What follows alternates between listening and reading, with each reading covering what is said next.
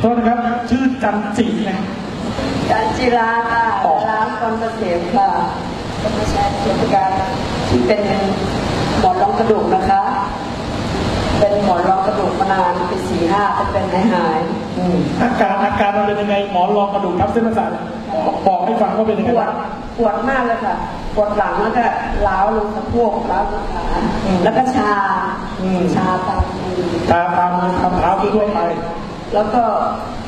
ไปหาหมอทุกที่แหละไม่หายหมอนวดตรงไหนว่าดีก็ไปหมดก็ตอกเส้นมาแล้วตอกสีเขียวไปเลยก็ไปหาหมอที่โรงพยาบาลธนบุรีก็บอกทาอย่างเดียวบอกไม่อยากเจอหมอคนนี้ไปเจอหมอรอบกลางวันแล้วหมอแล้วก็บอกทาหมอรอบไหนก็ทาเลยหนีออกมาหาทางนวดจะตอกเส้นจะตอกเส้นก็ไม่หายก็ไปเจอทำไมเวลาหมอบอกผ่าตัดรักษาแล้วทำไมเราถึงไม่ผ่ากลัวอะไรกลัวไม่หายเพราะส่วนใหญ่เวลาเป็นหมอนรองกระดูกทับเส้นประสาทเนี่ยผ่าอย่างเดียวเวลาผ่าเขาไม่ได้บอกว่าผ่าแล้วหายผ่าแล้วมีโอกาสหายกับไม่หายเท่ากัน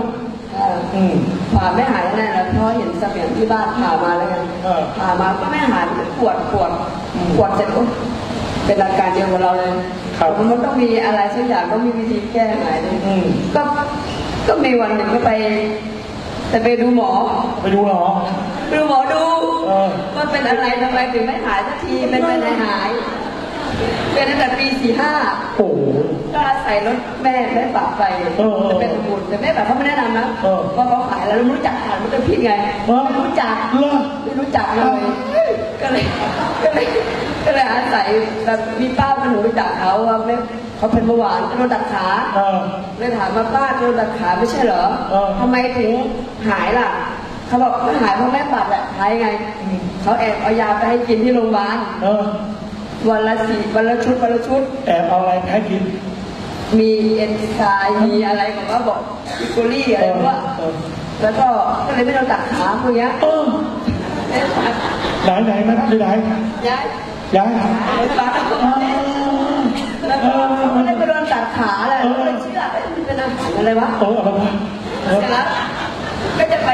วันนี้ไปไม่ได้หมอจะนัดทำเป็นข้าวบำบัดเนี่ยก็จะไปปากซอยก็ยังไม่ไปกันอีกเหรอไปหาหมอดูเนี่ยแม่ก็เลยเอาไม้มาให้ยืนดูยืนแอนอ่ะยืนพอที่เส้นมันยืดก็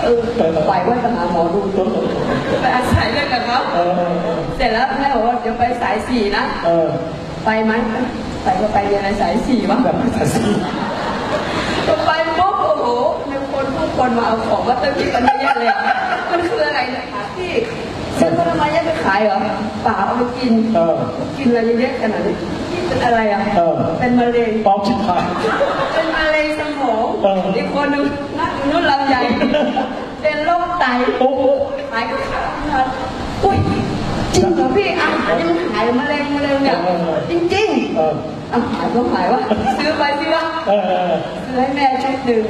เราไม่เป็นมะเร็งก็กินได้เพื่อสุขภาพให้พี่ชายชุดหนึ่งเด็ดเสียงเขาบอกบิดเดมอน30,000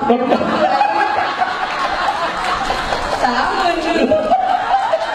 เข้าบ้านมาหลวกแม่โดนหลอกอีกแล้วโดนหลอกเรื่องอะไรเนี่ยมันหลอกแม่ขายแม่แล้วเนี่ยไม่เป็นไรลูกแม่ไปเห็นกับตาเขาเป็นมะเร็งก็หายกันลุงก็เป็นมะเร็งเก่าพี่เราเป็นชุดหนึ่งเราชุดหนึ่งแต่เราเป็นมะเร็งนะซื้อเพื่อสุขภาพเราเองเสร็จแล้วก็เลยมันปวดขาก็เลยไปแชร์ลงใน Google ดูมีผู้หญิงคนหนึ่งเขาบอกเขาเป็นหมอนรองกระดูกใช่ไหมที่อยู่เชียงรายเลยปวดร้าวบนขาอาการเดียวกับเราหรือเปล่าคนนี้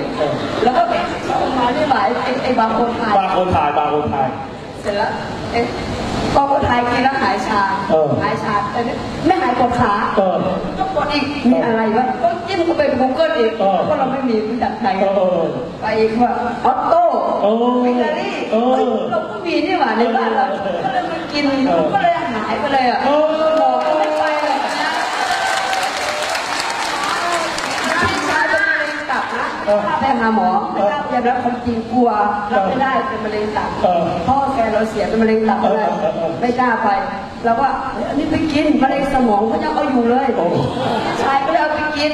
หายเอามาชุดหนึ่งนี่ชุดแบบนี้ทุกวันในพี่ พี่ชายก็เป็นหายมะเร็งตับมาเลยอะหาหมอเลยนะก็เลยบอกบริษัทนี่เจ๋งว่ะเดี๋ยวเข้าไปประชุมบริษัทเลยก็เลยเสียจากงานแล้วเลยสั่งบอกจะหาเสมียนให้คนหนึ่งเฝ้าที่บ้านเลยจะไม่ทำงานที่บ้านจะทำข้างนอกเลยก็แชร์ไปฟังก็พูดงงแล้วมันดีนึงแบบบริษัทนี่เข้ามาทำเต็มตัวได้แบบว่ากูว่าจะลาบ้างใช่พอมองแล้วว่าเราไปช่วยเหลือคนแล้วมันหายเราดีใจเราไม่ได้คิดว่าได้เงินหรือไม่ได้เงินนะมีป้าคนหนึ่งก็เอากาแฟไปซื้อกินไปขายตลาดเป็นรายยาวเลยโอเคค่ะเราจะได้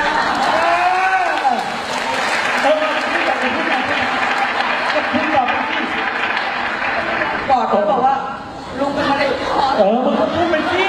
บอกว่าไม่ป้าเขาก็ไม่เชื่อนะคนรวยไม่กล้ากินพวกนี้จนมากคนรวยไม่กล้ากินแล้วรักษาหมอก่อนบอกว่าเนี่ยเป็นรักษาหมอเป็นล้านละหนูแนะนำป้าแต่แรกว่าหนูทำอาหารพวกนี้อยู่นะไม่ป้าไม่ได้กินจนป้าหมดเป็นล้านแล้วตอนนี้หมอกลับมาที่บ้านบอกว่ามาอยู่ที่บ้านแล้วตอนนี้แล้วหนูอยู่ไหนนะหนูอยู่เชียงคานหนูจะไปไหนหนูก็แรกกันวอลไปเกาหลีพวกเนี้ยไปเกาหลีนะป้าแล้วป้าทำอะไรหนูมีอาหารเสริมอยู่ที่บ้านแล้วนี่เอามาให้ป้ากินหน่อยสิแล้วลุงอยู่ไหนป้าไหนวัดช่างเหล็กผมรู้จักป้าวัดช่างเหล็กเอานั้นวัดช่างเหล็กเจอที่วัดตัววัดกันแล้วกันก็เอาไปให้เขาที่ให้แม่ตักไปส่งบอกว่าไปเอายาที่บ้านอาหารเสริมเนี่ยที่บ้านให้หน่อยไปส่งให้ลุงกินคนนี้ที่วัดช่างเหล็กพ่อกับแม่เขาพาไปนะไปส่งที่วัดช่างเหล็กเอาป้าก็พาไปบ้านเขาลุงนอนกินที่นอนเลยพอวันถามว่าลุงกินไหมไปพยักหน้าเพราะมะเร็งมันลามที่คอแล้วไงกินไหมบอกว่ากินเขาพยักหน้าอย่างเงี้ยว่าลุงไม่ต้องซีเรียสเรื่องเงินเดี๋ยวนุ๊กกลับจากเกาหลีมาถ้าลุงนั่งไม่ได้หนูไม่เอาตังค์ลุงสักบาทเลย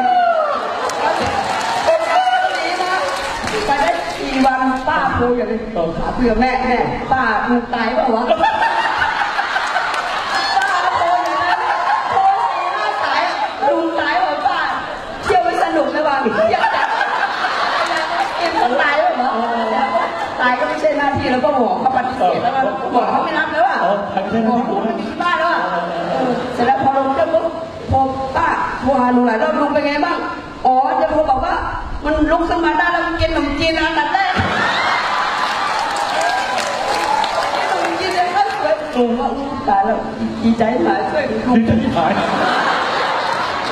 ช่วยเขารอดตายแล้วบริษัทเนี่ยคุณจริงๆเลยนะไม่ได้เงินได้